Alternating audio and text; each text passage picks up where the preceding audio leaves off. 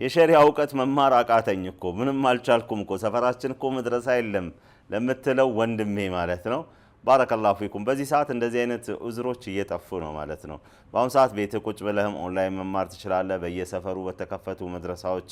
ሄደህ መድረሳዎች ላይ መማር ትችላለህ የሸሪዓ እውቀትን መቅሰም ደግሞ በጣም ወሳኝና ግዴታ ነው ማለት ነው ነብዩ ሰለላሁ ዐለይሂ ወሰለም الصادقul አሚን ምን ብለዋል انما العلم بالتعلم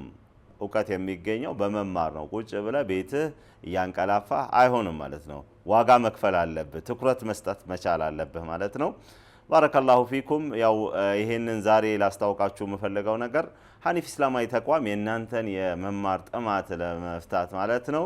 ያው ከጊዜ ወደ ጊዜ ማህበረሰብ ውስጥ እየገባ ያለ ልዩ ተቋም ነው ማለት ነው በክረምት የጀመረው መርሃ ገበር ማለት ነው በበጋም አጠናክሮ የሚቀጥል መሆኑን ላሳስባችሁ እወዳለሁ ለሴቶች የበጋ ምዝገባ ተጀምሯል እንደዚሁም ለወንዶች ከአሱር በኋላ ከመግሪብ በኋላ እንደዚሁ በፈለጋችሁት በተመቻችሁ መመዝገብ ትችላላችሁ ምዝገባው መቼ ነው የሚጀምረው ካላችሁ ከነሐሴ 15 ጀምሮ በሐኒፍ ቢሮ መምታችሁ መመዝገብ ትችላላችሁ አድራሻችን ከቤተል አደባባይ ወረድ እንዳላችሁ የሚገኘው ፍርድ ቤት ፊት ለፊት ታገኙናላችሁ ለበለጠ መረጃ ከስር ባለው ስልክ በመደወል ኢንሻአላህ የድሉ ተጠቃሚ ይሁኑ ዕውቀቶትን ያካብቱ በዕውቀት ተናገሩ በዕውቀት ስሩ